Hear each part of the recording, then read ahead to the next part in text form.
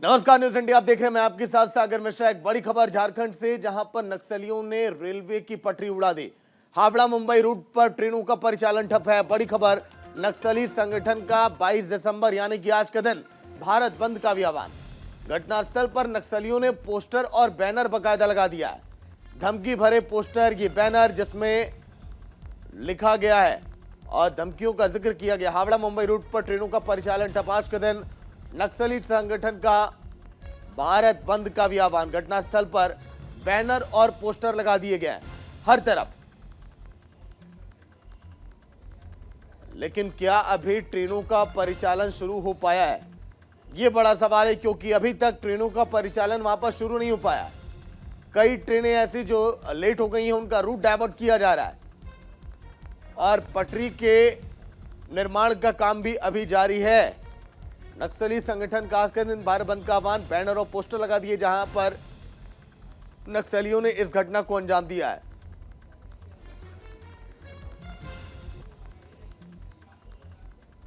झारखंड से बड़ी खबर, नक्सलियों ने उड़ाई रेलवे की पटरी।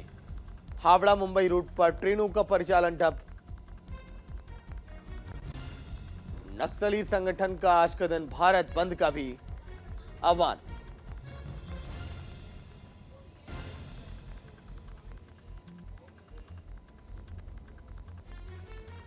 बड़ी खबर झारखंड से, जहां पर नक्सलियों का हमला।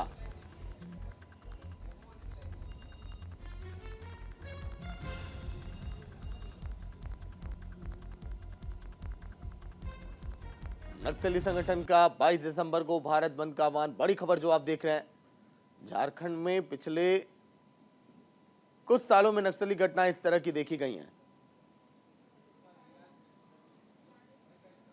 तो चलिए, आज के दिन 9 बजे के 9 रिपोर्टर में देखिए कौन कौन से हमारे रिपोर्टर होंगे। अभिषेक विजय जो कि दिल्ली से लाइव देंगे, नीरज मिश्रा लखनऊ से, ओम प्रकाश जी जो कि दिल्ली से जुड़ेंगे पूरी जानकारी के साथ, राजीव मोहन पटना से जुड़ेंगे जो पूरी जानकारी देंगे बिहार की खबरों को लेकर, अनिल पुसतकर मध्य प्रदेश और रायपुर की जो खबरें होंगी वहां से पूरी जानकारी, जसवीर सिंह चंडीगढ़ से लाइव होंगे, दीपांकर गुप्ता राजौरी में जो घटना हुई है जहां पर 5 हमारे देश के जवान शहीद हो गए, उस पर पूरी अपडेट आप तक पहुंचाएंगे। हैदर अली गाजियाबाद से ठंड को लेकर कैसे हालात हैं, क्यूआई लेवल का स्तर क्या है, पूरे एनसीआर के इलाकों में पूरी जानकारी आप तक पहुंचाएंगे। दीपक कुमावत जयपुर से लाइव होंगे वहां की बड़ी घटनाओं को लेकर और सियासी गलियारों में क्या हलचल है, इसको लेकर आप तक अपडेट पहुंचाएंगे। तो चलिए शुरुआत करते हैं। पहली बड़ी खबर जो है आज के दिन की 9 बजे के 9 रिपोर्टरों में हर एक खबर की अपडेट सबसे पहले न्यूज इंडिया पर जो बड़ी खबरें हैं जिसका सरोकार आपसे होगा। ये 9 रिपोर्टर हर दिन इसी तरह से ग्राउंड जीरो से आप तक पल पल की अपडेट पहुंचाते हैं। वहीं एक बड़ी खबर, जम्मू कश्मीर के राजौरी में आतंकी हमला। आतंकियों ने सेना की गाड़ी पर हमला किया है। हमले में सेना के 4 जवान शहीद हो गए। फिलहाल ये संख्या बढ़ चुकी है जो 5 बताई जा रही है। सेना ने आतंकियों की घेराबंदी की। सुरक्षा बलों ने इलाके में सर्च ऑपरेशन भी अभी तक जारी रखा है। सेना के 5 जवान शहीद और सर्च ऑपरेशन जारी पूरे इलाके में। आतंकियों और सेना के बीच मुठभेड़। राजौरी पुंछ हाईवे पर हाई अलर्ट। इस समय एक एक गाड़ियों की तलाशी ली जा रही है बकायदा। इसी तरह से आप देखिए कि कहीं कोई गाड़ी में आतंकी तो नहीं है, कोई हथियार तो नहीं है, कोई असामाजिक तत्व तो नहीं है। इस चीज की निगरानी की जा रही है हर एक चौक चौराहों पर जम्मू कश्मीर में।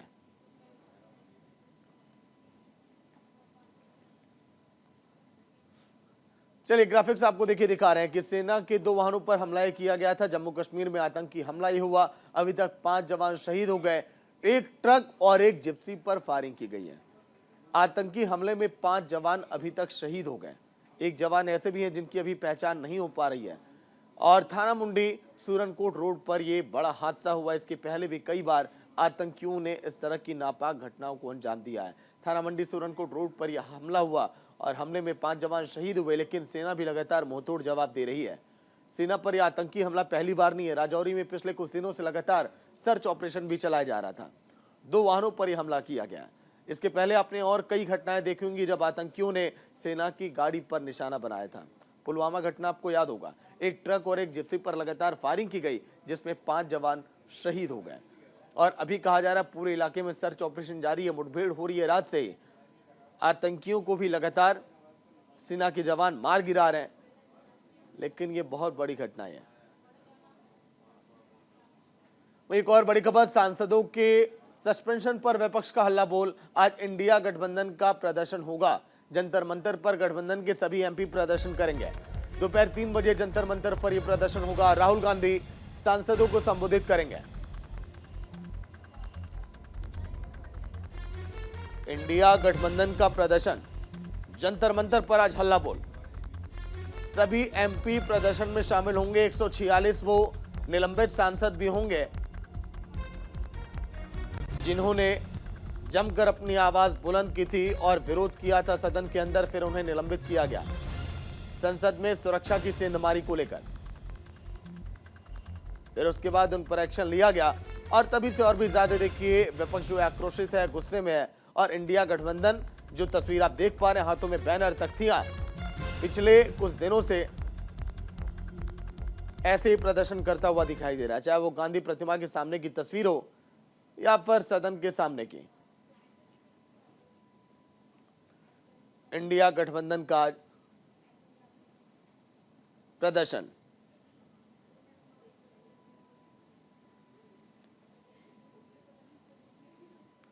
तो देखिए हमारे 9 संवाददाता लगातार जो कि आप तक अपडेट पहुंचाने के लिए लाइव में जुड़े हुए हैं, लेकिन सबसे पहले चलेंगे दिल्ली से। अभिषेक विजय जुड़े हैं पूरी जानकारी के साथ। अभिषेक, जंतर मंतर की तस्वीरें आज अलग दिखाई देंगे। इंडिया गठबंधन का प्रदर्शन निलंबित सांसदों को लेकर, फिर उसके बाद लोकतंत्र की हत्या बंद करो, इस तरह के पोस्टर भी हाथों में लेकर विपक्ष हंगामा कर रहा है। अभिषेक। बिल्कुल सागर, देखिए जिस तरीके से संसद की कार्यवाही इस बार चली है वो क्योंकि कुछ ऐसी घटनाएं भी सामने आई जिसके बाद विपक्ष काफी ज्यादा हमलावर सरकार पर दिखा। सरकार की तरफ से भी बार बार ये कहा गया कि जांच चल रही है, जांच होने दीजिए 13 दिसंबर की घटना को लेकर के। लेकिन कुछ इस तरीके के अमर्यादित व्यवहार रहे हैं सांसदों के, जिसकी वजह से उनका निलंबन हुआ। जिसमें आपको बता दें कि कुल मिलाकर के लगभग 146 सांसदों का निलंबन जो है वो हुआ इस बार के सत्र में। और इसी की वजह से आपको बता दें कि विपक्ष बहुत ज्यादा इस बार आक्रोशित नजर आ रहा है। राहुल गांधी के नेतृत्व में आज एक बार फिर से हम प्रदर्शन देखने वाले हैं। और देखिए, ये INDIA गठबंधन की एकजुटता दिखाने का भी वक्त है, क्योंकि आपने देखा होगा सागर की 5 राज्यों के जब चुनाव हो रहे थे उस दौरान ये बिखरा बिखरा सा नजर आया। लेकिन अब इन्हें अपनी एकजुटता दिखानी है, तो शायद यही एक मौका, क्योंकि अब देखिए संसद की कार्यवाही जो है वो तो स्थगित हो चुकी है अनिश्चितकाल के लिए। तो अब ऐसे में आज ज्यादा महत्व अगर हम देखें तो सिर्फ और सिर्फ इस प्रदर्शन का ही है। संसद से जुड़ी अगर किसी खबर की बात कर ले तो अब सबसे बड़ा सवाल यह है कि इस प्रदर्शन से विपक्ष के हाथ लगता क्या है, क्योंकि अब देखिए इसमें विलंबन हो चुका है, सारी चीजें हो चुकी है, सारी प्रक्रियाएं हो चुकी हैं। अब इसको ज्यादा से ज्यादा चुनावी मुद्दा विपक्ष बना सकता है और वही करने की कोशिश यहां विपक्ष की है। इससे ज्यादा इस विरोध प्रदर्शन का कोई महत्व भी नहीं रह जाता है सागर। देखिए, लेकिन अभिषेक अगर हम बात करें, तस्वीरें तो हम दिखा रहे हैं, नीरज मिश्रा भी देखिए जुड़े हुए हैं लाइव में। नीरज, जगह जगह प्रदर्शन जो लगातार हम देख पा रहे हैं, दिल्ली से लगा लखनऊ में भी कई इंडिया के इसी तरह से नेताओं ने प्रदर्शन किया। लगातार वो हल्ला बोल रहे हैं मौजूदा सरकार पर और वहां की राज्य सरकार पर भी हमलावर दिखाई दिए। नीरज जी बिल्कुल, देखिए कांग्रेस आज अगर कहा जाए संसद में भी अगर अपना प्रदर्शन कर रही है, इसके अलावा सड़क पर भी कर रही, पूरे प्रदेश में और देशव्यापी ये प्रदर्शन है। और लखनऊ में भी कहा गया है कि 11 बजे से ये प्रदर्शन शुरू होगा और कलेक्ट्रेट तक जाएगा और हर जगह ये प्रदर्शन जिला स्तर पर हो रहा है। एक तरफ कांग्रेस की यात्रा निकल रही है तो दूसरी तरफ निलंबित सांसदों के मुद्दे पर कांग्रेस सड़क पर उतरी हुई है। तो आज ये प्रदर्शन है और इसका पूरी तरह से ये कहा जाए कि जनता के बीच जाकर उनसे सिंपैथी लेना कि हमारे जो सांसद हैं, जो विपक्ष के सांसद हैं, उन पर किस तरह से उन्हें निलंबित कर दिया जा रहा है, उनकी बात नहीं सुनी जा रही है। तो तमाम ये मुद्दे हैं जो जनता तक और साथ जो केंद्र की जो विरोधी नीतियां हैं उसको लेकर, किसानों को मुद्दे को लेकर, जो रोजगार है उस मुद्दे को लेकर, तो तमाम मुद्दों को लेकर आज कांग्रेस सड़क से लेकर संसद तक अपना प्रदर्शन कर रही है। और लखनऊ में भी ये ये प्रदर्शन 11 बजे निर्धारित हुआ है। लेकिन जो बड़े नेता हैं वो इस समय पदयात्रा में हैं। देखना ये होगा कि आखिर कौन कौन लोग इस प्रदर्शन में शामिल होते हैं। ठीक है अभिषेक, देखिए एक सवाल ये है, जब उपराष्ट्रपति की नकल जब उतार रहे थे टीएमसी के सांसद, एक तस्वीर वहां से बहुत हैरान की, वो थी राहुल गांधी जो वीडियो बना रहे थे। आप इतने बड़े पद पर आप बैठे हैं, किस तरह से प्रदर्शन करने का तरीका है, कैसे अपनी नाराजगी आप जताएं, ये भी बहुत मायने रखता है। ये भी एक जिम्मेदारी बनती है कि आप समझाएं उन नेताओं को। प्रदर्शन का महत्व कितना और मायने कितना, क्योंकि आप देखिए जो वीडियो सोशल मीडिया पर वायरल हो रहा है और हमने भी वो वीडियोस दिखाए हैं कि किस तरीके से निलंबन के बाद जो सांसद हैं वो बाहर बैठे हुए हैं, मकर द्वार के पास वो सभी सांसद बैठे हुए हैं और वहां पर कल्याण बैनर्जी जो कि टीएमसी के सांसद हैं वो किस तरीके से सभापति की मिमिक्री करने की कोशिश कर रहे हैं। तो आप अंदाजा लगाइए कि आप कम से कम इतना तो कीजिए कि उस पद की गरिमा का ध्यान रखिए। जिस पद पर बैठे हुए हैं जगदीप धनखड़, कम से कम उस पद का तो सम्मान कर लेना चाहिए था। और इसमें और अजीब तब लगा जब राहुल गांधी इसका वीडियो बनाते हैं, साथ में खड़े वहां पे आपको मनोज झा जो कि आरजेडी के सांसद हैं, उनको आप देखें तो वो हंसते मुस्कुराते नजर आते हैं, यानी कि आप उस चेयर का भी सम्मान नहीं कर रहे हैं। तो ये तो पूरा देश देख रहा है कि आप कर क्या रहे हैं। आज जो परिस्थिति हम देख रहे हैं कि विपक्ष पूरी तरीके से आप इसको मुद्दा नहीं बना पाइएगा, आप कुछ भी कर लीजिए। मुद्दे वो होते हैं जिसमें बेरोजगारी का मुद्दा होगा, महंगाई का मुद्दा होगा। आप इन मुद्दों को लेकर के जनता के बीच जाइए, जनता आपको सपोर्ट करेगी। लेकिन आप ये कहेंगे कि हमें संसद में बोलने नहीं दिया जाता है, हमें बाहर रख कर दिया जाता है और उसके बाद आप उन्हीं सभापति की मिमिक्री करते हैं, तो आप अंदाजा लगाइए जनता क्या सोचेगी। जनता तो यही सोचेगी कि आप इस तरीके की हरकतें अगर करेंगे तो आपको बिल्कुल सदन के बाहर ही रखा जाएगा, क्योंकि आप चेयर का ही सम्मान करते हैं और चेयर का सम्मान करना हर सांसद की जिम्मेदारी होती है। आप देखिए सागर कि प्रधानमंत्री खुद अगर बात की जाए तो वो चेयर का सम्मान करते हैं, गृह मंत्री हो वो चेयर का सम्मान करते हैं, देश का कोई भी मंत्री है वो सांसद है तो वो चेयर का सम्मान करता है। चेयर से ऊपर कोई नहीं है। तो आपको ये चीज ध्यान देने की जरूरत है कि चेयर का ही जब आप सम्मान नहीं करेंगे तो आपके लिए परिस्थितियां तो बनेंगी। बिल्कुल, चलिए शुक्रिया अभिषेक आपका। नीरज आपका पूरी जानकारी के लिए। 11 बजे से लखनऊ में भी प्रदर्शन है, ऐसे में वहां से क्या तस्वीरें निकल कर आती हैं ये भी देखने वाली बात होगी। एक और बड़ी खबर, लोकसभा चुनाव की तैयारियों में बीजेपी जुटी। आज से बीजेपी पदाधिकारियों के साथ बैठक करेगी, शुरुआत करेगी कैसे चुनावी मोड में आया जाए पूरी तरह से। बीजेपी अध्यक्ष जेपी नड्डा बैठक की अध्यक्षता करेंगे। मीटिंग में लोकसभा चुनाव को लेकर यहां पर चर्चा की जानी है। जेपी नड्डा बैठक की अध्यक्षता करेंगे, बीजेपी के राष्ट्रीय अध्यक्ष। लोकसभा चुनाव को लेकर चर्चा आज अब होनी है, हर दिन लगातार इसी तरह से बैठक, और इसीलिए बीजेपी दबदबा भी बनाए रखती है अब, क्योंकि हर समय चुनावी मोड में एक्टिव। एक तरफ विपक्ष प्रदर्शन करने में लगा है, सरकार की नीतियों पर हल्ला बोल रहा है, लेकिन बीजेपी अपना चुनाव की तैयारियों में जुटी है कि कैसे सन 2024 में बेहतर प्रदर्शन किया जाए और एक बार फिर सत्ता अपनी बनाई जाए। बीजेपी से आज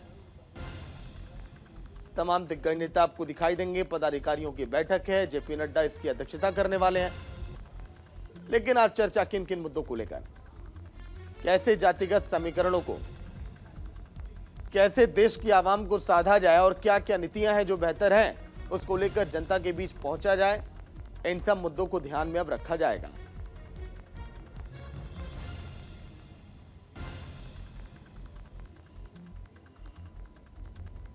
ओम प्रकाश जी हमारे वरिष्ठ सहयोगी लाइव जुड़ गए हैं पूरी जानकारी के साथ। ओम प्रकाश जी, बीजेपी देखिए रणनीतियां बना रही है, मंथन कर रही है और हमेशा चुनावी मोड में एक्टिव। आज तय किया जाएगा कि क्या क्या एजेंडे सेट किए जाएं मीटिंग में। जी देखिए, ये बैठक जो है बीजेपी अध्यक्ष जेपी नड्डा ने बुलाई है। ये 2 दिन की बैठक है, आज और कल ये 2 दिन बैठक होगी और आगामी चुनाव जो लोकसभा चुनाव है 2024 में होने वाले, उसको लेकर मंथन किया जाएगा। इस बैठक में सभी राज्यों के जो प्रदेश अध्यक्ष हैं उनको बुलाया गया है, जो प्रभारी हैं उनको बुलाया गया है, जो राज्यों के सह प्रभारी हैं उनको बुलाया गया है। इसके अलावा बीजेपी के जो कार्यकारिणी के जो सदस्य हैं उनको बुलाया गया है। इसके अलावा इसमें उनको भी बुलाया गया जो बीजेपी के अलग अलग जो मोर्चे हैं, महिला मोर्चा, ओबीसी मोर्चा, दलित मोर्चा, किसान मोर्चा, उनके जो पदाधिकारी हैं उनको भी इस बैठक में बुलाया गया है। और ये बैठक इसलिए बहुत महत्वपूर्ण है कि इस बैठक में 2024 के चुनाव की रणनीति तय की जाएगी। आपको बता दें कि कार्यकर्ताओं में जोश भरने के लिए बीजेपी ने अब की बार 400 के पार का नारा दिया है और मोदी मैजिक के सहारे ये 2024 के चुनाव में जाना चाहते हैं। लेकिन जो पार्टी के पदाधिकारियों के साथ जो बैठक हो रही है उसमें यह कहा जा रहा है कि कम से कम 325 सीट से ज्यादा आना चाहिए। इसलिए इस बैठक में बूथ लेवल पर क्या स्ट्रेटजी होगी, और आपको बता दें, ये भी जानकारी दे दें कि हर राज्य में कम से कम 300 से ज्यादा कॉल सेंटर एस्टैब्लिश करके लोगों से संपर्क साधा जा रहा है। और बूथ लेवल के जो उनके कार्यकर्ता हैं उनको कैसे उत्साहित किया जाए, उनको कैसे सरकार की जो योजनाएं हैं पिछले 10 साल में जो मोदी सरकार ने अलग अलग योजनाओं के तहत गरीबों को या पिछड़ों को या महिलाओं के लिए जो काम किए हैं उनको लेकर वो आगे बढ़ना चाहती है। इस बार जो बीजेपी फोकस कर रही है वो है युवा है, महिलाएं हैं और पिछड़े वर्ग और दलित है। इनको लेकर प्रकाश जी, आपने जिक्र किया बूथ का लेकर,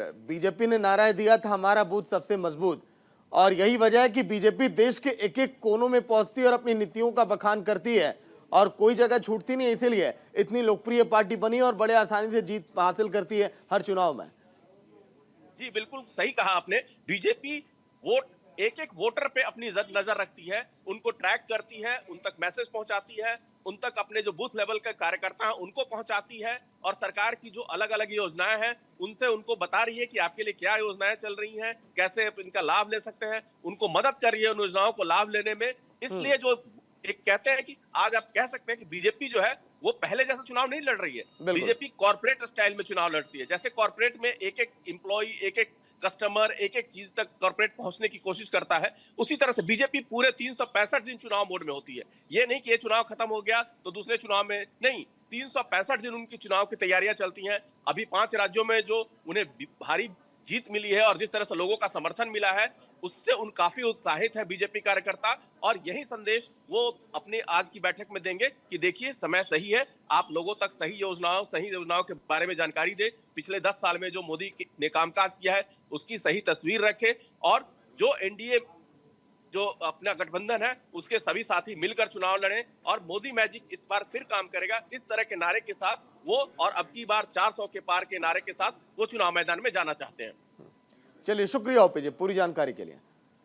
तो बीजेपी पदाधिकारियों के साथ आज अहम बैठक, बीजेपी के राष्ट्रीय अध्यक्ष जेपी नड्डा ने बैठक बुलाई है और कैसे एक एक लोगों तक पहुंचा जाए, बीजेपी की खूबियों को बताया जाए, कैसे एक एक वोटरों को ट्रैक किया जाए, इन बिंदुओं पर भी फोकस होगा आज की बैठक में।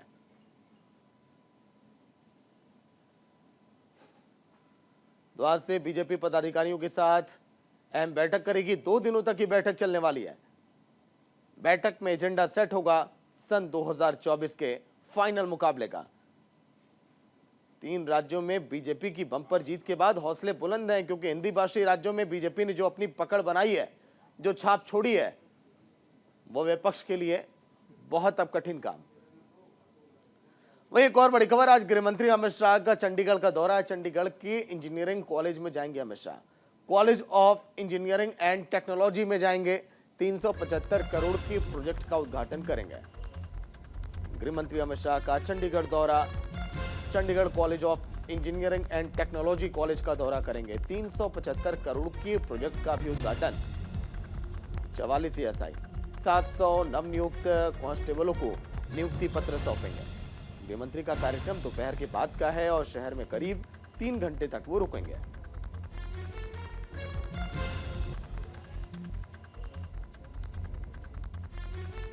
College of engineering and technology में जाएंगे देश के गृह मंत्री अमित शाह, 375 करोड़ के प्रोजेक्ट का भी उद्घाटन करेंगे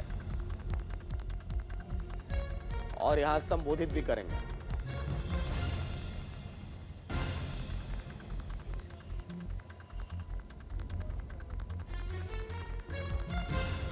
आज चंडीगढ़ के इंजीनियरिंग कॉलेज में देश के गृह मंत्री अमित शाह, कई बड़े प्रोजेक्ट्स का उद्घाटन और चंडीगढ़ की बेहतरी के लिए यहां पर आज काम किया जाएगा। शहर में करीब 3 घंटे तक रुकने का कार्यक्रम है अमित शाह का। 3 घंटे में बड़ी बड़ी परियोजनाओं की सौगात और शिलान्यास।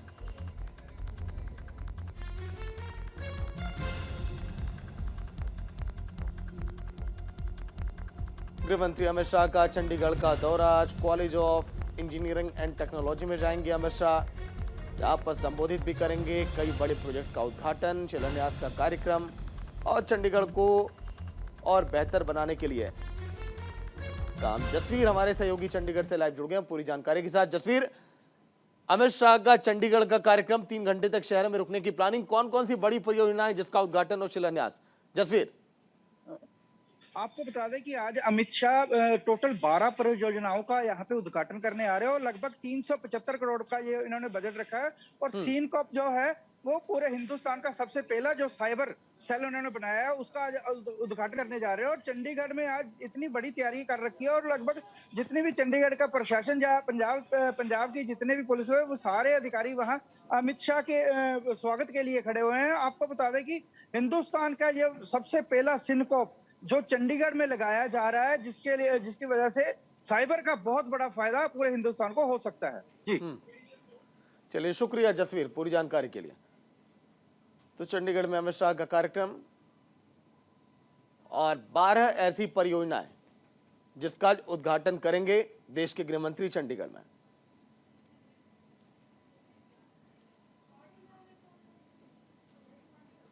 तो चलिए, बुलेटिन में वक्त है एक छोटे से ब्रेक का, जल्द हाजिर होंगे।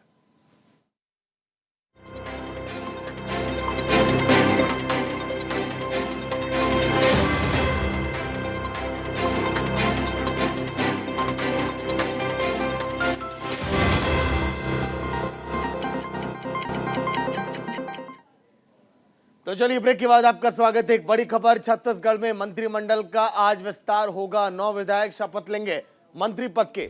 गवर्नर हाउस में शपथ ग्रहण कार्यक्रम सुबह 11:45 पर। 9 विधायक जो शपथ लेंगे, जिन्हें मंत्रिमंडल में शामिल किया जाएगा। लेकिन कौन कौन से ऐसे विधायक जिन्हें मंत्रिमंडल में शामिल किया जाएगा, क्या जिम्मेदारी दी जाएगी, इस पर निगाहें होंगी छत्तीसगढ़ की जनता की। कौन क्या बेहतर अब करेगा, किसके लिए सही मंत्रालय कौन सा होगा, आज ये सब कुछ सामने होगा। छत्तीसगढ़ में मंत्रिमंडल का विस्तार, 9 विधायक लेंगे मंत्री पद की शपथ।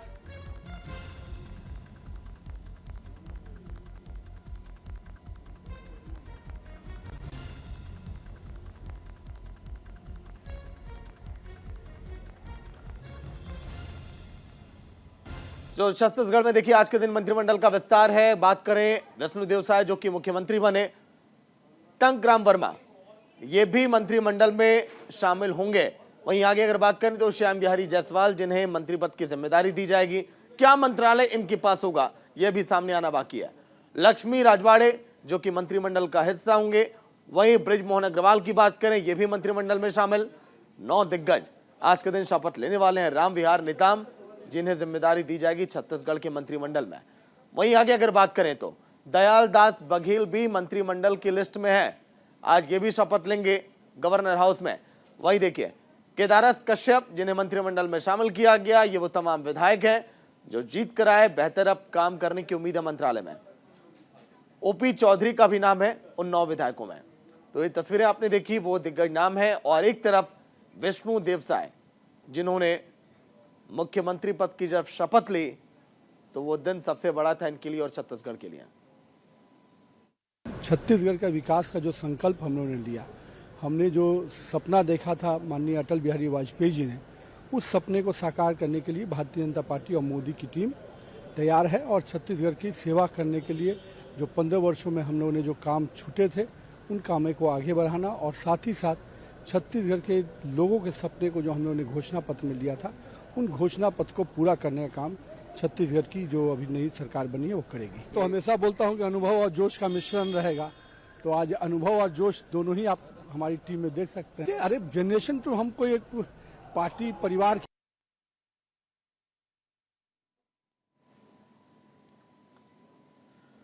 तो चलिए 9 बजे के सभी संवाददाता जो कि तुरंत आप तक अपडेट पहुंचा रहे हैं हर एक बड़ी खबर को लेकर। अनिल पुसतकर जी जो कि जुड़ गए हैं रायपुर से। अनिल जी, ताजा अपडेट क्या है? मंत्रिमंडल के देखिए नाम तो सामने आ गया, लेकिन किसको क्या जिम्मेदारी मिल सकती है, कुछ पता चल पाए क्या इस बारे में? अनिल जी।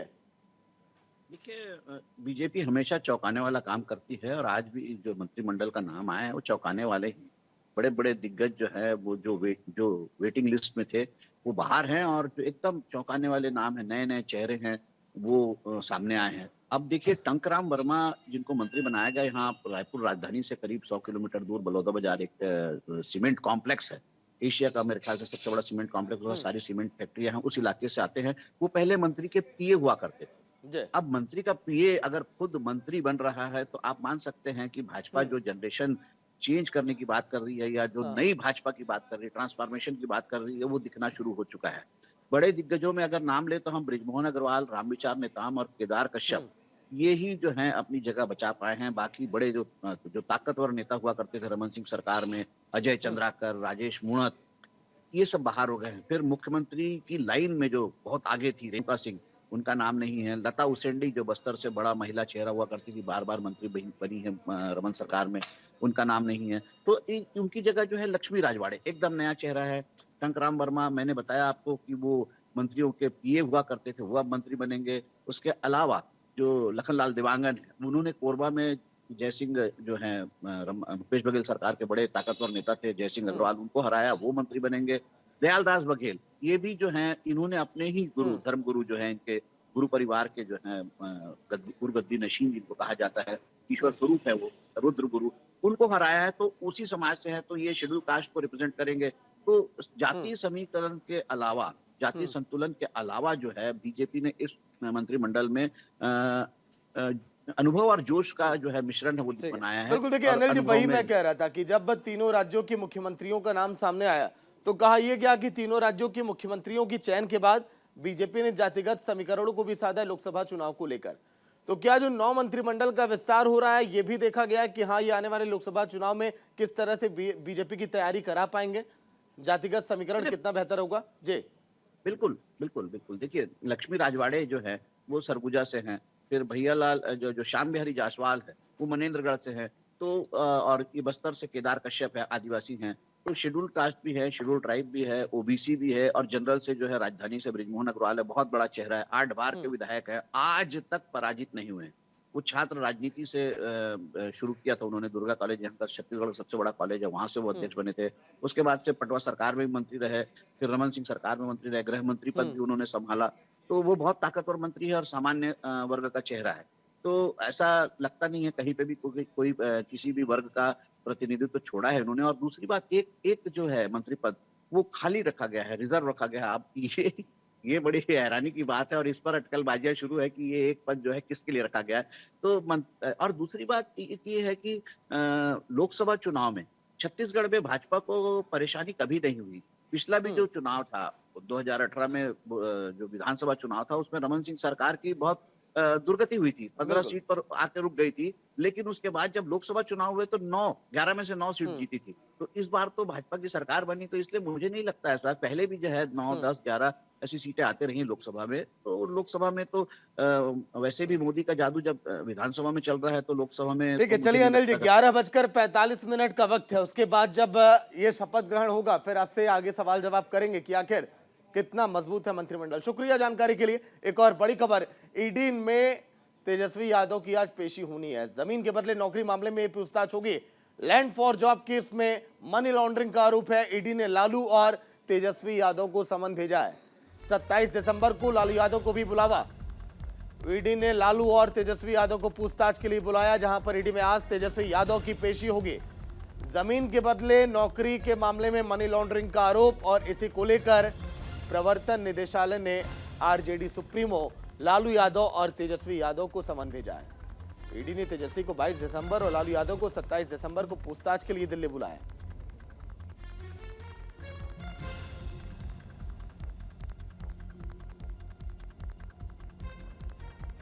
जमीन के बदले नौकरी के मामले में पूछताछ, इसके पहले भी कई बार ऐसा हो चुका है। सीबीआई की बात करें, ईडी की बात करें, कई बार ऐसे मौके भी आए जब ये लोग नहीं भी पहुंच पाए और फिर एक्शन भी लिया गया। चलिए देखिए, लालू तेजस्वी पर ईडी का शिकंजा। लैंड फॉर जॉब्स मामले में ईडी और की पूछताछ। ईडी मनी लॉन्ड्रिंग की जांच कर रही है, जबकि सीबीआई इस पूरे घोटाले की जांच कर रही है। वहीं आगे अगर बात करें तो अप्रैल में लैंड फॉर जॉब्स मामले में बिहार के डिप्टी सीएम तेजस्वी यादव से पूछताछ हुई थी। लगभग इस साल कई बार ऐसी तारीखें पड़ी जब पूछताछ हुई। 25 मार्च को इसी मामले में सीबीआई ने भी पूछताछ की थी। सीबीआई ईडी दोनों की रडार पर ये नेता लगातार रहे। 2004 से 9 के बीच का ये पूरा मामला है। 2004 से 9 के बीच जब सरकार थी उस समय आप जमीन दीजिए, नौकरी ले जाइए, इस तरह के काम किए गए, यही आरोप लगे हैं। आरोप ये लगा कि रेलवे में नियुक्तियों के नियम के खिलाफ ये नियुक्तियां की गई जब रेल मंत्रालय था इनके जिम्मे, उसी समय ये पूरा काम किया गया। 27 दिसंबर को अब पूछताछ, लेकिन आज तेजस्वी से अब होगी। तेजस्वी यादव की आज पेशी। राजीव मोहन हमारे सहयोगी लाइव जुड़ गए हैं पूरी जानकारी के साथ, जो कि अपडेट आप तक पहुंचाएंगे इस बड़ी खबर से जुड़ी है। राजीव, ताजा अपडेट क्या है? आज के दिन पूछताछ इसके पहले भी कई बार हो चुकी है। देखिए, बिल्कुल जैसे कि जानकारी मिली है कि आज जो है 22 दिसंबर को डिप्टी सीएम तेजस्वी यादव को प्रवर्तन निदेशालय ने बुलाया है, पूछताछ के लिए बुलाया है। और 27 दिसंबर को उनके पिता और राजद सुप्रीमो लालू प्रसाद को जमीन घोटाला से जुड़े मामले को लेकर पूछताछ के लिए बुलाया है। देखिए, इसमें महत्वपूर्ण बात यह है कि इस मामले में नवंबर महीने में एक व्यक्ति जिसका नाम अमित कत्याल था, उसकी गिरफ्तारी की गई थी। और ये माना जा रहा था कि इसकी गिरफ्तारी के बाद इसमें और परत दर परत जो चीजें हैं वो सामने आएंगी। और जो अमित कत्याल है उसके बारे में कहा जाता है कि लालू परिवार का बेहद ही करीबी था। और इस कारण ये उम्मीद जताई जा रही थी पहले से कि जब अमित कत्याल की गिरफ्तारी हुई है तो उसके बाद ईडी जो है फिर से सक्रिय होगा और इस तरह का सम्मन भेजेगा। अब ये सवाल है कि अब जो आज 22 दिसंबर को तेजस्वी यादव को ईडी ने प्रवर्तन निदेशालय बुलाया है बातचीत करने के लिए, पूछताछ करने के लिए, लेकिन इसकी संभावना कम ही जताई जा रही है कि तेजस्वी यादव प्रवर्तन निदेशालय जाएंगे। हो सकता है कि उनके जो वकील हैं उनकी बातों को उनके जरिए रखेंगे। तो ये बातें सामने आई है, इशारों में ऐसा बात आया है, लेकिन ये देखना है, अभी तो समय बाकी है उनके पेश होने का। तो तमाम बातें ऐसी आई हैं। देखिए, इंडिया गठबंधन की जो दिल्ली में बैठक हुई, बैठक के बाद राजद सुप्रीमो लालू प्रसाद यादव और तेजस्वी यादव दोनों जब पटना एयरपोर्ट पर कल पहुंचे थे तो उनसे ये सवाल पूछा गया था कि प्रवर्तन निदेशालय ने आपको फिर से सम्मन भेजा है, इस पे आप क्या कहेंगे? तो तेजस्वी यादव ने सीधे भाजपा पर निशाना साधा और कहा ये तो होना ही था।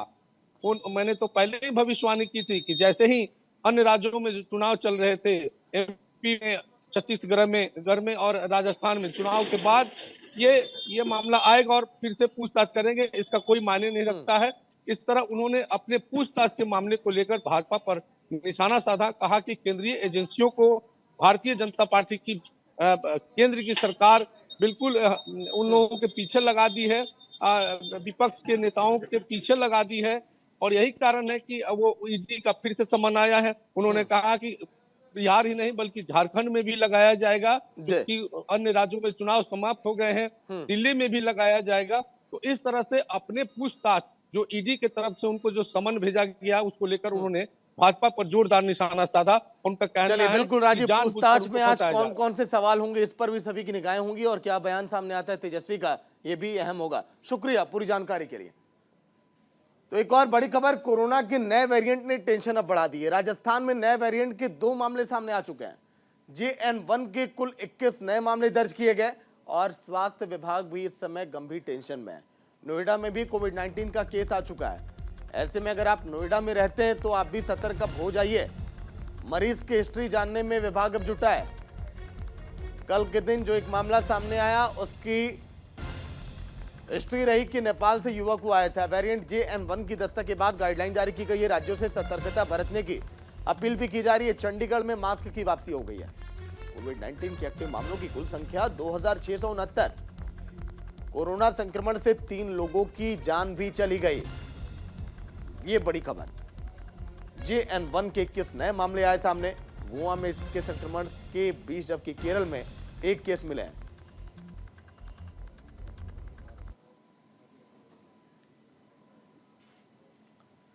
तो कोरोना के नए वेरिएंट ने टेंशन जो बढ़ाई है। तो हैदर अली, दीपक कुमावत लाइव जुड़ गए हमारे दोनों सहयोगी पूरी जानकारी के साथ। पहले दीपक, आपके पास राजस्थान में जो मामले सामने आ रहे हैं, चिंता बढ़ गई है, किस तरह से वहां पर एक्टिव है नई सरकार? दीपक,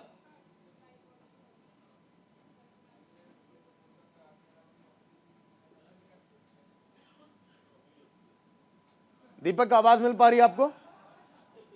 देखिए हैदर अली, किस तरह से एनसीआर के इलाकों में सतर्कता बरती जा रही है, क्योंकि देखिए यहां पर तो बहुत ज्यादा लोग बाहर से आते हैं, इसीलिए गाइडलाइन यहां पर बहुत सख्त जरूरी है। हैदर,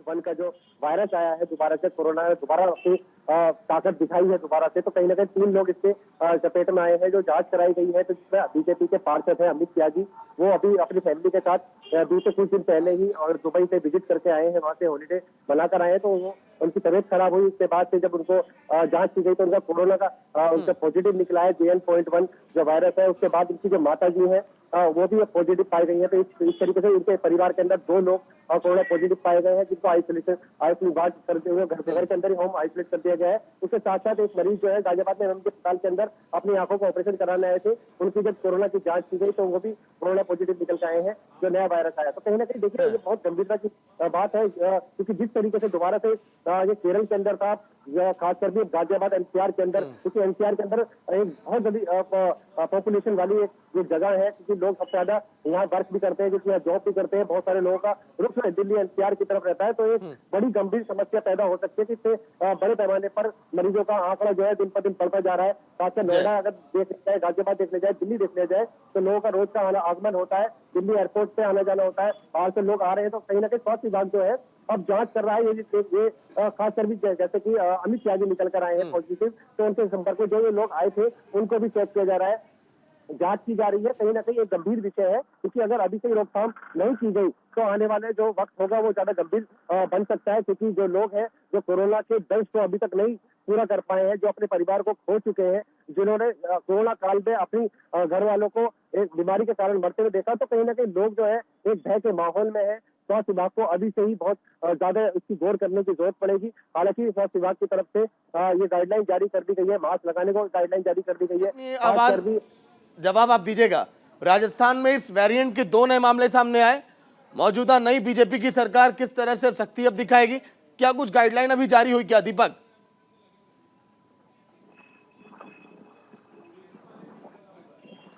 देखते हुए पूरे प्रयास किए जा रहे हैं कि इसमें किसी भी तरह से इस प्रकार का माहौल ना सामने आए, जिसकी वजह से आम उमन के अंदर किसी भी प्रकार की समस्या देखने को मिले।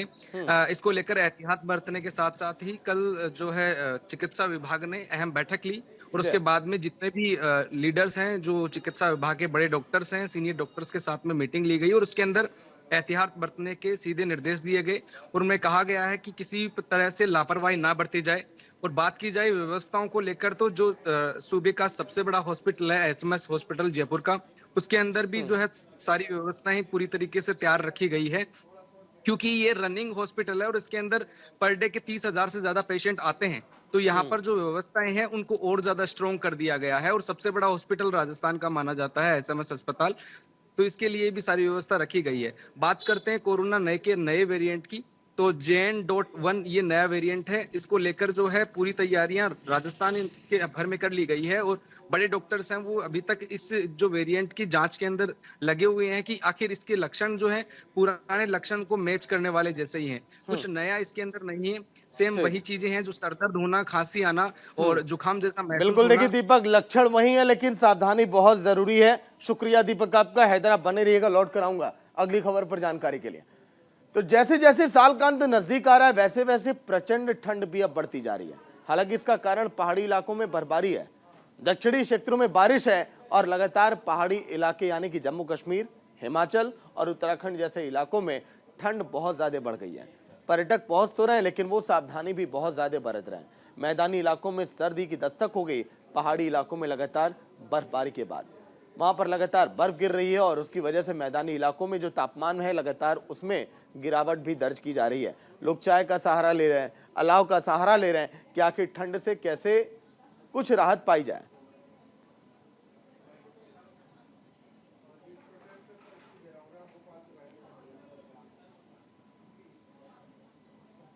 तो तापमान में लगातार जो गिरावट दर्ज की जा रही है वो अब चिंता का विषय है।